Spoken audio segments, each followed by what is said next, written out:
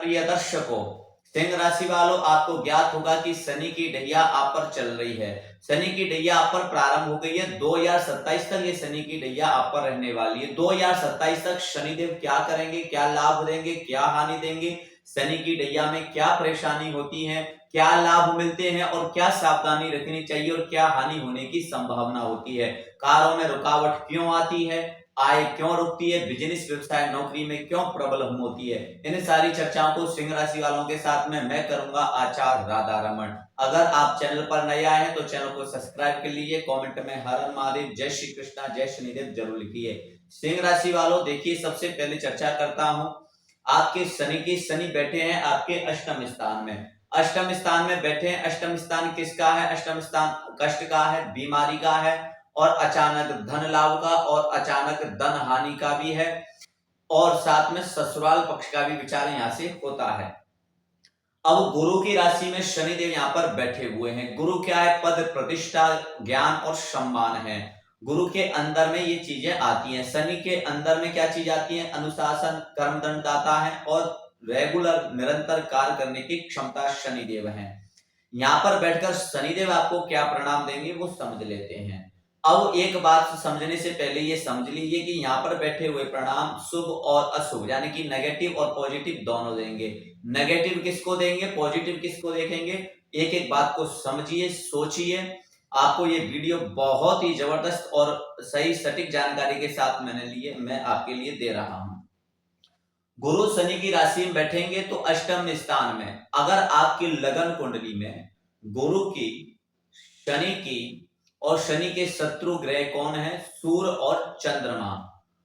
अगर आपके कुंडली में सूर्य, चंद्रमा, गुरु और शनि इन चार ग्रहों की स्थिति आपकी लगन कुंडली में कमजोर है यानी कि उनकी डिग्री कमजोर है, या वो नीच राशि में बैठे हैं या वो शत्रु राशि में बैठे हैं और उनकी दशा आप पर चल रही है, तो अचानक आपको धन हानि हो सकती है, आपका स्वास्थ्य प्रभावित होगा, ससुराल पक्ष से डिस्प्रेशन, तनाव बढ़ सकता है, कुछ मतभेद हो सकते हैं।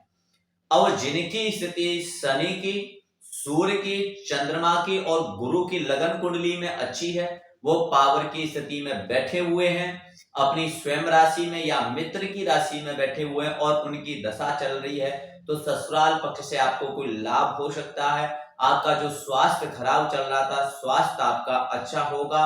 अचानक धन हानि, प्रमोशन, पद प्रतिष्ठा आपकी बढ़ सकती है।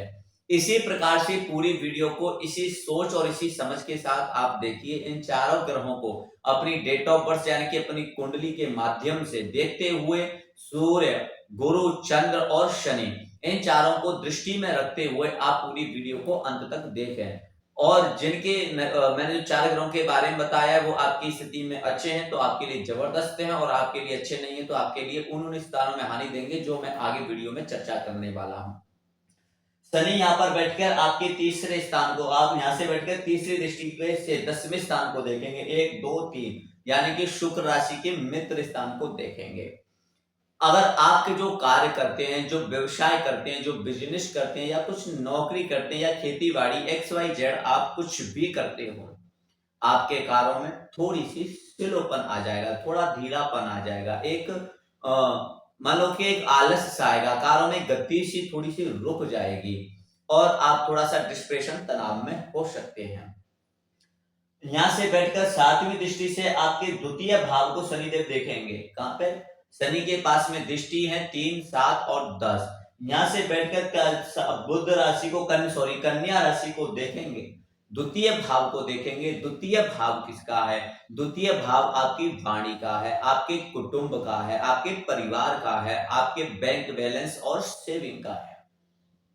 यहां से बैठकर शनिदेव, मैंने वही बताया, फिर उसको समझ लीजिए कि शनि, गुरु और चंद्रमा, सूर्य की स्थिति ठीक है तो आपके कुटुंब में समझो कोई मतभेद था तो वहां समझौता होगा, कुटुंब परिवार में कोई मांगलिक कार्य हो सकते हैं, आपकी वाणी एक निखार आएगा और आपकी सेविंग बढ़ेगी। शनि, गुरु और सूर्य, चंद्रमा की इनकी स्थिति ठीक नहीं है तो अपनी वाणी पर लगाम रखें, बोलने से पहले समझें, किसी के साथ छल कपट ना करें, अच्छा व्यवहार करें, और नहीं तो कुछ परिवार में डिस्प्रेशन, तनाव हो सकता है, मतभेद हो सकते हैं, बैंक बैलेंस में आपकी कमी हो सकती है। आपका बैंक बैलेंस सेविंग घट सकता है, कुटुंब परिवार में कुछ मतभेद की स्थिति बन सकती है और आपकी वाणी से किसी को नुकसान हो सकता है या कुछ लड़ाई झगड़े की स्थिति बन सकती है। तो अपनी वाणी पर भी ध्यान दें, घर में, परिवार में, नौकरी, व्यवसाय क्षेत्र आदि हर जगह में। अगर आप अपनी जन्म कुंडली, एक आप सभी को विशेष सूचना, अगर आप अपनी जन्म कुंडली का विश्लेषण आप मेरे द्वारा करवाना चाहते हैं, अपनी समस्याओं का समाधान चाहते हैं, अपनी कुंडली के बारे में जानना चाहते हैं, मेरे से गाइडलाइन लेना चाहते हैं, तो वीडियो में दिए हुए नंबर पर संपर्क करें। डायरेक्ट आप मेरे को कॉल ना करें, पहले व्हाट्सएप पर मैसेज करें। मैं आपको समय मिलने पर जवाब देता हूं और वहां सारी जानकारी आपको मिलती है। मैं सारी चर्चा कॉल पर करता हूं। और शनि यहां से बैठकर 10वीं दृष्टि से आपके पंचम स्थान को देख रहे हैं। अब देखिए, सिंह राशि वालों, धनु राशि को देख रहे हैं शनि देव। धनु राशि के मालिक कौन है, स्वामी कौन है, वो भी गुरु है। मीन राशि के, धनु राशि के जो स्वामी वो बनते हैं, वो गुरु बनते हैं। इसीलिए मैंने कहा कि गुरु की स्थिति, शनि की स्थिति तो आपकी कुंडली में अच्छी होगी, बेहतरीन होगी तो लाभ होगा, नहीं तो कारों की ग्रोथ रुक सकती है। अचानक समझो कि आमदनी रुक जाए, परेशानियों में फंस सकते हैं, कारों की गति धीरे हो सकती है और मानो कि परेशानी एक मान लीजिए कि जीवन की यात्रा एकदम रुक जाए या ब्रेक ले जाए, ऐसी स्थिति बन जाती है। 10वीं दृष्टि से दसम स्थान को देखेंगे, गुरु के स्थान को, तो ये स्थान किसका है, ये स्थान आपकी संतान का है, आपके एजुकेशन, शिक्षा का, यानी कि जो विद्यार्थी उनके एजुकेशन का विचार होता है। जो आपके अंदर टैलेंट है, ये योग्यता है, जो कार्य क्षेत्र करते हैं उसकी योग्यता है, उसका भी विचार इस स्थान से होता है। ये स्थान आपके इष्ट का, आप यानी कि आपकी आराधना का, आपके धर्म का और आपके इष्ट देव का है। आपके इष्ट देव कौन होने चाहिए और इष्ट देव का पूजा पाठ का फल कैसा मिलेगा, ये सारी स्थिति पंचम स्थान से देखते हैं।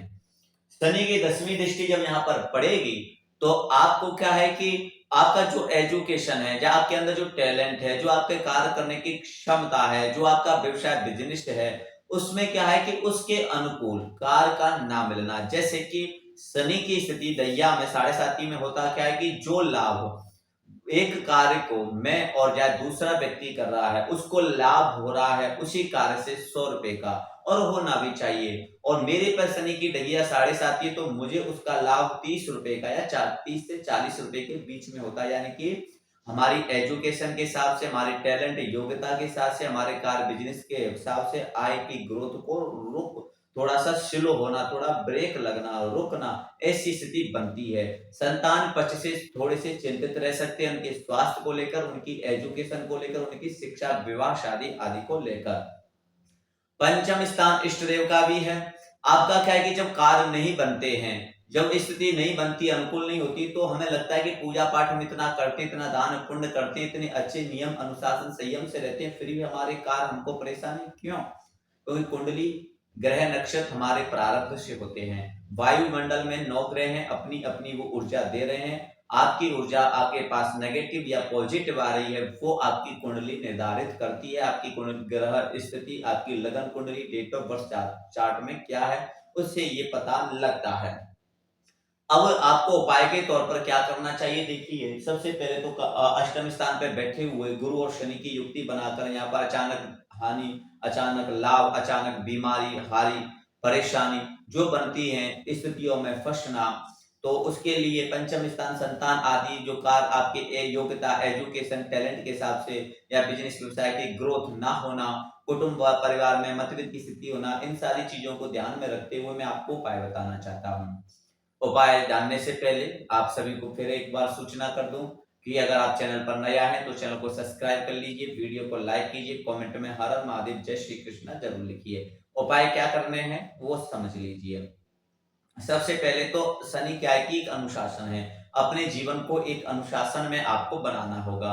समय से उठना, समय से खाना, समय से पीना और समय से सोना। अपने कार्य को ईमानदारी के साथ में, अनुशासन के साथ में करना होगा, बिल्कुल भी लापरवाही करने की आवश्यकता नहीं है। दूसरा, शनि क्या है, एक कर्म दंड दाता है। अपने जीवन में, अपने कार्य में आपका एक कर्म जो है, कर्म प्रदान होना चाहिए। सही गलत का फैसला आपको लेना चाहिए और सोच समझकर कार्य करना चाहिए। शनि के लिए, शनि को परोपकार बहुत पसंद है। अपनी वाणी से, अपने कार्यों से किसी के कार्यों को या किसी की निंदा आदि से बचें, परोपकार में जीवन जिए, किसी की हेल्प करें। कोई जरूरी नहीं है कि आप दान करके या धन से करें, सारे से कर सकते हैं, मन से करते हैं, अपने विचारों से, अपनी बुद्धि से, अपने ज्ञान के द्वारा भी किसी की सहायता आप कर सकते हैं, वो आपको करनी चाहिए। गुरु क्या है? ज्ञान पद प्रतिष्ठा है, अपने से बड़ों का सम्मान करें। ये तो आपके बेसिक उपाय हैं।